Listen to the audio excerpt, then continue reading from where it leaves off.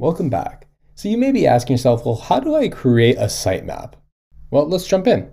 The first step is anatomy. Let's learn about the anatomy of a sitemap. So essentially, a sitemap will consist of all these linked pages. So we have this as our page. I mean, they don't need to necessarily look like this.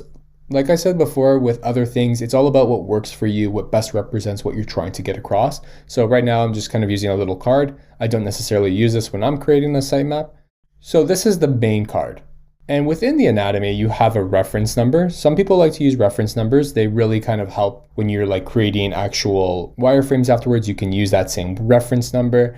You don't necessarily need to. I know a lot of people that like to, but it's a preference. But one thing that is definitely needed is a label.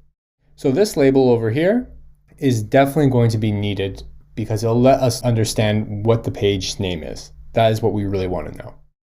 So what you want to do is you want to start with your home page always. The rows that follow afterwards are by the highest priority. So I say rows because typically people, when they build a sitemap, they're building it from the top to the bottom. You can build it from left to right. Like I said before, it's all preference. So I'm going left to right now. So the next step of the sitemap would be like your primary, secondary, and tertiary pages and so on. So right now we have a primary page. So if we were to think about our current client, we have our home page and you could access a category on that page and that would be our primary level. And then afterwards, you may be able to select a subcategory and that would be our secondary level.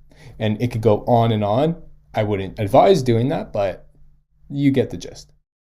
So this is our primary and our secondary, and this is ground zero. Now you could use a legend if you'd like. It's totally up to you. That's another preference. If you're sharing it with a lot of people, it may help if you have a lot of symbols in there. If you have colors, I like to use colors because it helps to signify whether like a page is public or a member only. So totally up to you. If it really helps to get through what you're trying to say with your product and your sitemap, use a legend. So there are two types of sitemaps. This is a flat sitemap.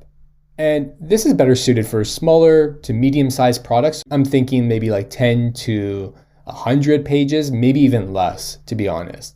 There are 4 or less vertical levels. You'll notice that there's only 2 vertical levels here, and that's probably what we'll be using when we create our sitemap.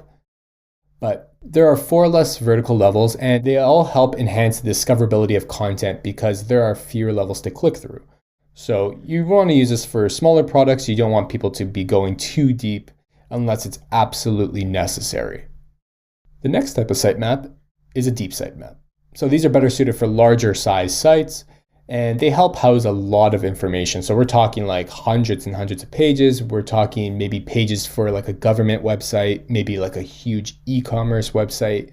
They can get around to 5 vertical levels, which is huge. I mean, we're at 4 here, and you can imagine the amount of pages that you can get into. This ultimately makes it harder to discover content, so you'll need to think about the different ways for users to get to places like menu shortcuts.